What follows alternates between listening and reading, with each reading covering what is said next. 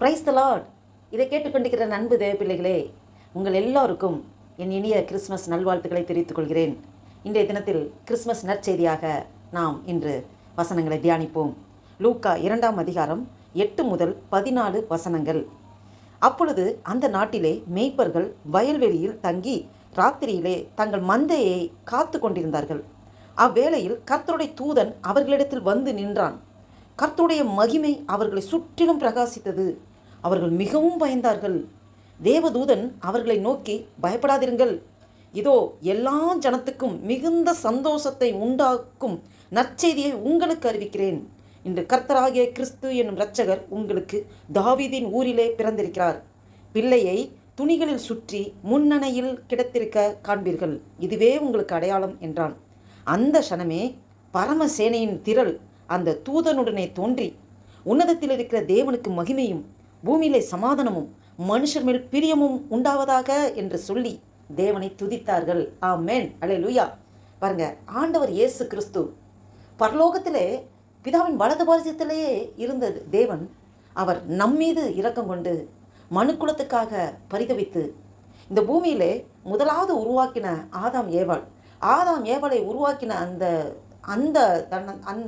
உருவாக்கின போதே பிசாசினால் வஞ்சிக்கப்பட்டு ஆண்டவர் சொன்ன கட்டளைக்கு கீழ்ப்படியாமல் அவர்கள் பாவத்தில் விழுந்தார்கள்.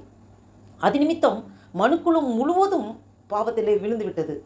சாப்பிடக்கூடாது, ஒரு நன்மை தீமை அறியத்தக்க கனியை, ஏதேன் தோட்டத்தில் இருக்கிற அந்த சென்டரில் உள்ள மரம் நன்மை தீமை அறியத்தக்க கனியை மட்டும் புசிக்க வேண்டாம், மற்ற எல்லாத்தையும் புசிக்கலாம்னு சொல்லும்போது அந்த ஆண்டவர் வேணான்னு சொன்ன காரியங்களை இவங்க செய்து விட்டாங்க, அதை சாப்பிட்டாங்க. அதனாலே பாவம் வந்தது.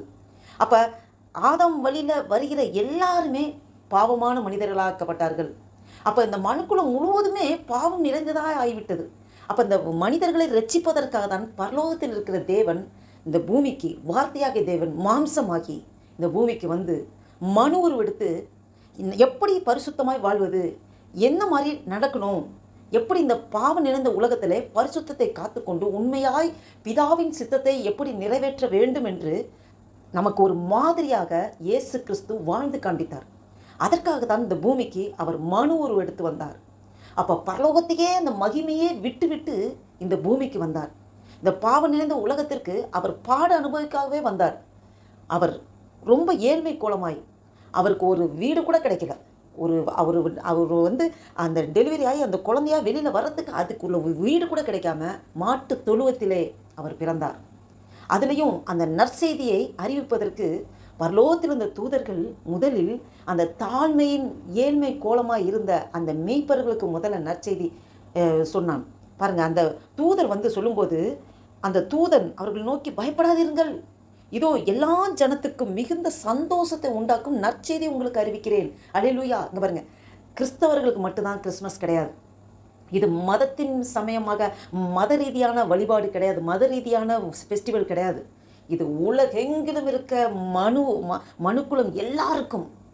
மனுக்குலம் எல்லாருன்னா ஆணாக இருந்தாலும் சரி, பெண்ணாக இருந்தாலும் சரி, அது முதியோர்களாக இருந்தாலும் சரி, இளைஞர்களாக இருந்தாலும் சரி, குழந்தைங்களாக இருந்தாலும் சரி, அது பெண்களாக இருந்தாலும் சரி, ஆனால் எல்லாரும் இன்க்ளூடிங் மனுக்குள்ள எல்லாரும். இதில் ஜாதி கிடையாது, மதம் கிடையாது, இனம் கிடையாது, மொழி கிடையாது. மனுஷனாக பிறந்திருக்கிற எல்லாரும் செலிப்ரேட் பண்ணுறதான் இயேசு கிறிஸ்து பரலோகத்திலிருந்து இந்த பூமிக்கு வந்து மனிதனாக பிறந்த அந்த தருணத்தை நாம் நினைத்து கொண்டாட வேண்டும். ஆனால் டிசம்பர் 25 என்பது அது காலங்கள் மாறும்போது அது தற்காலிகமாக நியமிக்கப்பட்டது. ஆனால் உண்மையாக இயேசு கிறிஸ்து பிறந்த தினத்தை ஆண்டவரே மறைத்து வைத்திருக்கிறார். இன்ன வரைக்கும் அது மறைபொருளாக தான் இருக்கிறது, அது தெரியவே இல்லை. எந்த டைமு எப்போ அவர் பிறந்திருப்பார், அந்த பர்டிகுலராக அந்த கணிக்கக்கூடிய அந்த இதையே ஆண்டவர் மறைபொருளாக்கி முத்திரை போட்டு வைத்திருக்கிறார். அது யாருக்குமே தெரியவில்லை. ஏன் டிசம்பர் 25 உலகெங்கிலும் டிசம்பர் 25 கொண்டாடுறாங்க. அதுக்கு நிறையா ஸ்டோரி இருக்குது. அதை வந்து அந்த கொண்டாடுறத பின்னாடி பார்த்தாக்கா அது வந்து அதோடைய இது சரியில்லை, இந்த டிசம்பர் 25 வேறு விதமாக அது வந்து மறுவி வந்தது, இதை செலிப்ரேட் பண்ணக்கூடாது அப்படின்னு சொல்லி. வாட் எவர் இட் இஸ், என்ன இருந்தாலும் இயேசு கிறிஸ்து அவர் பரலோகத்திலிருந்து இந்த பூமிக்கு வந்து மனு உருவெடுத்து அவர் பிறந்தார். கன்னி மரியாள் வயிற்றிலே பரிசுத்த ஆவியினாலே அவர் பிறந்தார். இன்ன வரைக்கும் வேர்ல்டு ஹிஸ்ட்ரியில் ஒரு கன்னி பெண் வயிற்றில் கர்ப்பம் தரிப்பதற்கு வாய்ப்பே கிடையாது. அது வந்து மெடிக்கல் மிராக்கிள். இது வந்து ஆண்டவர் இயேசு கிறிஸ்து ஒருவர் மாத்திரமே கன்னி மரியாள் வயிற்றிலே பிறந்தார். அல்லேலூயா. அப்போ இது பெரிய பெரிய ஒரு நற்செய்தி. இது எல்லாம் உலகெங்கிலும் சிலுவைப்படணும். ஏன்னா அவர் உலக இரட்சகர். நம்மளை ரட்சிப்பதற்காக, பாவத்திலிருந்து ரட்சிப்பதற்காக, மனுக்குலத்தை மீட்பதற்காக. இந்த மனுக்குலம் எல்லாம் பாவத்தில் விழுந்து கிடக்கிறதே. முதலாம் ஆதாமுடைய பாவத்தின் வழியிலே பிறக்கிற எல்லா பிள்ளைகளும் பாவத்திலேயே கர்ப்பம் தரிக்கிறார்களே, பாவத்தில் இருந்தானே இருக்கிறாங்க. அவங்க பரலோகத்துக்கு வந்திட வேண்டும் என்றால் பாவமே செய்யாத மனுக்குலமாக இருந்தால் மாத்திரமே பரலோகத்துக்கு வந்திட முடியும். அப்போ இவங்களெல்லாம் பரலோகத்தை சுதந்திரித்துக் கொள்ள வேண்டும் என்கிற நோக்கத்தோடு அனாதி தீர்மானம், தேவனோட அனாதி தீர்மானத்தின்படி அவர் பரலோகத்தை விட்டு இந்த பூமிக்கு வந்து கன்னி மரியாள் வயிற்றிலே பிறந்து அவர் இந்த மனுக்குலத்துக்காகவே வாழ்ந்து காண்பித்து அவர் தன்னையே உலக இரட்சகராக அவர் தன்னை அறிமுகப்படுத்தினார். இம்மானுவேலராக இருக்கிறார், தேவன் நம்மோடு. எப்போது ஆண்டவர் இயேசு கிறிஸ்து எனக்காக தான் அவர் எல்லாத்தையும் சாக்ரிஃபைஸ் பண்ணி இந்த பூமிக்கு வந்தார், பாடு அனுபவித்தார், எனக்காகவே அவர் தன்னையே ஒப்பு கொடுத்தாரே. அவர் ரத்தத்தில் தான் விடுதலை, மீட்பு, ரட்சிப்பு, பாவமன்னிப்பு, நித்திய ஜீவன்.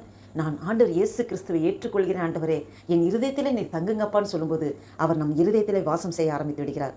இப்போது உண்மையான கிறிஸ்மஸ் எது தெரியுங்களா? நம் இருதயத்திலே ஆண்டவர் வாசம் செய்வதுதான். நாம் இருதய கதவை திறந்து கொடுத்தால் அவர் நம்மளோடு வந்து தங்கி விடுகிறார். நான் வாசல் அருகே நின்று கதவை தட்டுகிறேன்னு சொல்கிறார். இருதய வாசல் கதவு கிட்ட நின்று கதவை தட்டி கொண்டிருக்கிறார். ஒருவன் என் சத்தத்தை கேட்டு கதவை திறந்தால் நான் அவனோடு வந்து அவனோட போஜனம் பண்ணுவேன், அவனும் என்னோடு போஜனம் பண்ணுவான் என்று ஆண்டவர் சொல்கிறார். அந்த போஜனம் பண்ணுவது என்ன தெரியுமா? அவர் நம் மீது வைத்துள்ள ஐக்கியத்தை குறிக்கிறது. நான் உன்னோட ஐக்கியப்பட்டிருப்பேன், உன்னோடே தங்கியிருப்பேன். நீ போகும்போது, வரும்போது, உட்காரும்போது, நடக்கும்போது, எந்திரிக்கும் போது, எல்லா சூழலிலும் நான் உன்னோடே இருப்பேன், இம்மானுவேலராக நான் உன்னோடே இருப்பேன் என்று ஆண்டவர் சொல்கிறார். அல்லேலூயா. இவ்வளோ ஒரு அருமையான கரிசனை உள்ள அன்பு நிறைந்த தேவன் வேறு யாருமே இந்த உலகத்தில் கிடையாது. அல்லேலூயா. இந்த கிறிஸ்மஸ் தினம் உலகெங்கிலும் உள்ள மனுக்குலம் எல்லாரும் செலிப்ரேட் பண்ண வேண்டும். அவருடைய பிறந்த தினத்தை நாம் நினைவு கூற வேண்டும். அது டிசம்பர் 25ன்னு கிடையாது. ஆண்டவர் பரலோகத்தை விட்டு எனக்காக, உங்களுக்காக, மனுக்குள்ள எல்லாருக்காகவும் நினைத்து அவர் அன்பின் நிமித்தமாக அவர் இந்த பூமியிலே மனு உருவெடுத்து பிறந்தாரே, அதை நாம் நினைவு கூற வேண்டும். அந்த நினைவு கூறுதலை கொண்டாடுவது நாம் புது ட்ரெஸ்ஸு போட்டு சந்தோஷமாக கேக் வெட்டி நம்ம நல்லா இஷ்டப்படி சமையல் பண்ணி சாப்பிட்றது அது கிடையாது கிறிஸ்மஸ். நாம் ஆண்டவர் அவருடைய பிறந்த தினத்தை நாம் அனுபவிக்க வேண்டும் என்றால் ஆண்டவர் அறியாத பிள்ளைகளுக்கு ஆண்டோட அன்பை எடுத்து சொல்லி, இன்னும் எத்தனையோ பேர் திக்கற்றவர்கள், விதவைகள், அனாதைகள், கைவிடப்பட்டவர்கள், அவர்களுக்கு நம்மளால் முடிந்த ஒரு நல்ல ட்ரெஸ்ஸை எடுத்து கொடுத்து அவங்களுக்கு ஏதாவது அவங்களுக்கு நம்ம செஞ்சுருக்க நம்ம என்னென்னலாம் நம்ம கிறிஸ்மஸ் தினத்தில் நாம் அனுபவிக்க வேண்டும், நல்லா கேக்கு வாங்கி சாப்பிடணும், பிரியாணி செய்யணும், என்னென்ன நினச்சிருக்கோம் அது அவர்களுக்கும் கொடுக்க வேண்டும். அவர்கள் கொடுத்து அவங்களுடைய சந்தோஷத்தை நாம் பார்ப்பது தான் உண்மையான கிறிஸ்மஸ். அதை தான் ஆண்டவர் எதிர்பார்க்கிறார். இந்த சிறியரில் நீங்கள் எதை செய்தீர்களோ அதை எனக்கே செய்தீர்கள் என்று ஆண்டவர் சொல்கிறார். ஏன்னா கிறிஸ்து தான் பிறந்திருக்காரு, ஏசப்பா பிறந்திருக்காரு, அவர் தான் புது ட்ரெஸ்ஸு போடணும் இல்லையா? அப்போ பிறந்த பர்த்டே கொண்டாடுறாங்கன்னா அந்த பர்த்டே பேபி தான் புது ட்ரெஸ்ஸு போட்டு கேக் வெட்டுவாங்க, செலிப்ரேட் பண்ணுவாங்க, புது ட்ரெஸ். அப்போ ஏசப்பாவுக்கு புது ட்ரெஸ் இது பண்ணணும்னா இந்த ஏழைகளுக்கு, விதவைகளுக்கு, அனாதைகளுக்கு, கைவிடப்பட்டவர்களுக்கு நாம் என்ன செய்கிறோமோ அது இயேசுவுக்கே செய்தது போல தான். அப்போ அந்த மாதிரி நம்மளுடைய கிறிஸ்மஸ் இருக்க வேண்டும். இன்னும் எத்தனையோ பேர் புறஜாதி மார்க்கத்தில் இருக்கிறவர்களுக்கு தெரியாது. அது ஒரு மதத்தின் ஒரு செலிப்ரேஷன். இது கிறிஸ்டின்ஸ் மட்டும்தான் இதை செலிப்ரேட் பண்ணுவாங்க. அவங்க கிறிஸ்டின்ஸுக்கு வாழ்த்துதல் சொல்லுவாங்க. அது எல்லாருக்கும் நானும் தான் இதை செலிப்ரேட் பண்ணுவோம், எனக்கும் தான் ஏசப்பா பிறந்திருக்காரு, எனக்காக தான் ஆண்டவர் இந்த பூமிக்கு வந்திருக்காரு, அதை நானும் கொண்டாட வேண்டும் என்ற அந்த ஒரு ஞானம் இல்லாமல் இருந்திருக்கலாம். நாம் அவர்களுக்கு ஆண்டவர் அன்பை எடுத்து சொல்வது இந்த கிறிஸ்மஸ் சமயத்திலே இது தலையாய கடமை. நாம் ஆண்டவர் அன்பை அநேகருக்கு எடுத்து சொல்ல வேண்டும். அதுதான் இந்த தேவதூதன் அந்த மெய்ப்பர்கள்ட்ட சொல்கிறாங்க, இதோ எல்லா ஜனத்துக்கும் மிகுந்த சந்தோஷத்தை உண்டாக்கும் நற்செய்தி. இப்படி மிகுந்த சந்தோஷத்தை உண்டாக்கும் நற்செய்தி என்றால் ஆண்டவர் மனுக்குலம் எல்லாரும் ரட்சிப்புக்களை நடத்தி அந்த பாவத்தில் விழுந்து கொண்டிருந்த மனுக்குலம் பரலோகத்துக்கே போக முடியாமல் தத்தளித்து கொண்டிருந்த மனுக்குலத்தை பரலோகத்திற்கு போக வேண்டிய வழிகளை திறந்து தந்து ரட்சிப்பின் அனுபவத்துக்குள் கடந்து வந்து உன் பாவங்களை எல்லாம் மன்னிப்பதற்கு நான் இருக்கிறேன், உலக மனிதர்களுடைய எல்லாருடைய பாவத்தையும் தன்மையில் சுமந்து கொண்டு கல்வாரி சிலுவையில் வெற்றி சிறந்தார். அவருடைய அவர் சிலுவையில் தன்னையே ஜீவலியாக ஒப்பு கொடுத்தாரே, அதன் மூலமாக நித்திய ஜீவனை சுதந்திரித்துக் கொள்ளும் பெரிய ஸ்லாக்கியத்தை நமக்கு ஆண்டவர் தந்திருக்கிறார். அப்போ இது அனாதி தீர்மானம், திட்டம். எப்போ ஆண்டவர் இது முன்னாடியே போடப்பட்டது. அவர் இந்த பூமியிலே ஜெனிப்பதற்கு முன்பே இந்த மாதிரி அவருடைய பிளான், வார்த்தை பிதா, குமாரன், பரிசுத்த ஆவியானவர் மூவரும் ஒருவரே 3 குணங்களில் வித்தியாசம். அந்த குணங்களில் ஒன்றாக அன்பாக இருக்கிறார். செயல்பாடுகளில் வித்தியாசம் இருக்கிறது. பிதாவானவர் அவர் பரலோகத்திலே மகிமையிலே இருக்கிறார். கிறிஸ்துவானவர் கிருபையாய் இந்த பூமிக்கு வாழ்ந்து காண்பித்தார். பரிசுத்த ஆவியானவர் ஆவி நிலையிலிருந்து நம்மளோட கூட இருந்து நம்மளை கைட் பண்ணி நடத்துகிறதா இருக்கிறார். அப்போ அவர்களுடைய செயல்பாடுகள் வித்தியாசமாக இருக்கிறது. குணங்கள் என்னவென்றால் தேவன் அன்பாகவே இருக்கிறார். அல்லேலூயா. இதை கேட்டுக்கொண்டிருக்கிற அன்பு தேவ பிள்ளைகளே, அப்போ ஆண்டவர் நமக்காக மனுக்குள்ள யாரும் பாவம் செய்து நரகத்துக்கு சென்று விடக்கூடாது, நான் உங்களுக்காக நான் என்னையே ஜீவபலியாக ஒப்புக் கொடுக்கிறேன் என்று சொல்லித்தான் இந்த செயல்பாடுகளெல்லாம் நடத்த வேண்டும் என்று அவருடைய தீர்மானத்தின்படி தான் இந்த பூமிக்கு அவர் கன்னிமரியாள் வயிற்றிலே பிறந்தார், பரிசுத்த ஆவியானவர் துணையோடு. அல்லேலூயா. இதை கேட்டுக்கொண்டிருக்கிற நண்பு தேவ பிள்ளைகளே, இதுதான் நற்செய்தி. இந்த நற்செய்தியை உலக மக்கள் எல்லாருக்கும் அறிவிப்பது நம்மேல் விழுந்த கடமை. அந்த தேவதூதர்கள் மெய்ப்பட்டு சொல்லி மெய்ப்பர்கள் போய் அந்த குழந்தை இருக்கிற இடத்துக்கு போய் பார்க்குறாங்க. சாஸ்திரிகள் எங்கேயோ கிழக்கிருந்து சாஸ்திரிகள்லாம் வராங்க. நட்சத்திரம் வழிகாட்டுகிறது. அவர்கள் பணிந்து கொள்ள வந்தார்கள் பிள்ளையை பாருங்க. அப்போ அந்த சனமே பரமசேனின் திரள் தூதனுடன் தோன்றி உன்னதத்தில் இருக்க தேவனுக்கு மகிமையும் பூமியிலே சமாதானமும் மனுஷன் மேல் பிரியமும் உண்டாதாக என்று சொல்லி தேவனை துதித்தார்கள். இவ்வேளையில் ஆண்டவர் அன்பை ருசித்த நாம் சும்மா இருக்க முடியாது. ஆண்டவரை களி கூர்ந்து நன்றியோடு துதித்து பாடுவோம், ஆராதிப்போம், கர்த்தர் நாமத்தை மகிமைப்படுத்துவோம். அநேகருக்கு ஆண்டவர் அன்பை எடுத்து சொல்வோம். இந்த ஆண்டவர் இந்த பூமியிலே பிறந்திருக்காரே, அந்த பிறந்த தினத்தை நாம் நினைவு கூறுகிற இந்த ஒரு அருமையான தருணம். அல்லேலூயா. கன்னிமரியாள் வயிற்றிலே பிறந்து ஆண்டவர் பிதாவின் சித்தத்தை மாத்திரமே செய்வதற்காக இந்த பூமியிலே நமக்காக ரோல் மாடலாக வாழ்ந்து காண்பித்திருக்கிறார். நாம் இனி செய்ய வேண்டியது ஆண்டவர் இயேசு கிறிஸ்துவே நாம் பார்த்து அவருடைய வழியில் நாம் நடக்க வேண்டும். அவர் எப்படி பிதாவின் சித்தத்தை செய்தாரோ அதே போல நம்முடைய சுயம் சாக வேண்டும். நாம் ஆண்டோட சித்தத்தை செய்கிறவர்களாக இருக்க வேண்டும். நமக்கு விலையேறப்பெற்ற பொக்கிஷமாகிய வேத வசனத்தை நமக்கு கொடுத்து வைத்திருக்கிறார். இந்த வேத வசனத்தின்படி நாம் வாழ்ந்து தேவனை எப்போது மகிமைப்படுத்த வேண்டும். அல்லேலூயா. தேவனுக்கு பிரியமானபடி நடக்க வேண்டும். வசனத்தின்படி நம் வாழ்க்கை அமைய வேண்டும். அதற்கு நம்மளை நாமே ஒப்புக் கொடுப்போமா? இந்த கிறிஸ்துமஸ் தினத்திலே வார்த்தையாக தேவன் மாம்சமாகி இந்த பூமியிலே வாழ்ந்து காண்பித்த தேவன், நாமும் அவர் வழியில் நடப்போமா? கர்த்தர் நாமும் ஒன்றே மகிமைப்படட்டும். ஒரு புதிய நாளைக்கு நடத்தி வந்திருக்க தேவனுக்கு நன்றி சொல்லி ஆண்டவர் நோக்கி பார்த்து ஜெபம் செய்வோம். அல்லேலூயா. நன்றி தகப்பனே, நன்றியோடு துதிக்கிறோம். துதிகளின் மத்தியில் வாசம் செய்கிறவரே நன்றியோடு துதிக்கிறோம் ஆண்டவரே. அல்பா ஒமேகமானவரை துதிக்கிறோம். சர்வ சிருஷ்டிகரை வியாபிகரை துதிக்கிறோம் ஆண்டவரே.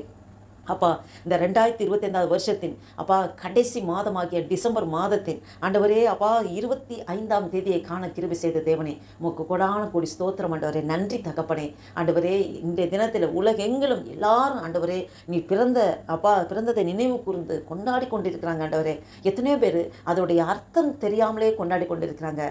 வீண் பகட்டாக ஆண்டவரே அப்பா தேவையில்லாத செலவுகள் செய்து ஆண்டவரே அப்பா அவர்கள் அப்படியாக செலிப்ரேட் பண்ணுறாங்க. ஆண்டவரே, எங்களுடைய வாழ்க்கை முறைகள் ஒருபோதும் உமக்கு பிரியமில்லாத காரியங்களாக இருக்காதபடி உம்முடைய சித்தத்தின்படி செய்கிற பிள்ளைகளாக எங்கள் வாழ்க்கை முழுவதுமாக மாற எங்களை ஒப்பு கொடுக்கிறோம் ஐயா, அர்ப்பணிக்கிறோம். இந்த வீடியோவை கேட்டுக்கொண்டு பார்த்து கொண்டிருக்கிற ஒவ்வொருவரும் நீங்கள் அப்படியாக ஆசீர்வதிக்கிறதுக்காக ஸ்தோத்திரம் ஆண்டவரே. அப்பா ஸ்தோத்திர கதாவே ஆண்டவரே, எல்லா ஜனத்துக்கும் மிகுந்த சந்தோஷத்தை உண்டாக்கும் நற்செய்தி என்று சொல்லி ஆண்டவரே அப்பா ஸ்தோத்திர கதாவே நீர் ஆண்டவரே அப்பா ஸ்தோத்திர வார்த்தையாகி தேவன் மாம்சமாகி ஆண்டவரே இந்த பூமியில வாழ்ந்து காண்பித்திர ஆண்டவரே. எங்களையும் முழுவதுமாக அர்ப்பணிக்கிறோம் ஆண்டவரே. இந்த நாளில் ஆண்டவரே கைட்டு செய்கிற எல்லா ஆசீர்வதிங்கப்பா. ஒவ்வொரு குடும்பங்களையும் ஆசீர்வதிங்க. வேலை ஸ்தலத்தை ஆசீர்வதிங்க அப்பா. எல்லா சொந்த பந்தங்கள் உற்றா உறவினர் இணைஞ்ச பந்தங்கள் எல்லாரும் நீங்க பலப்படுத்துங்க, ஆசீர்வதிங்க அப்பா.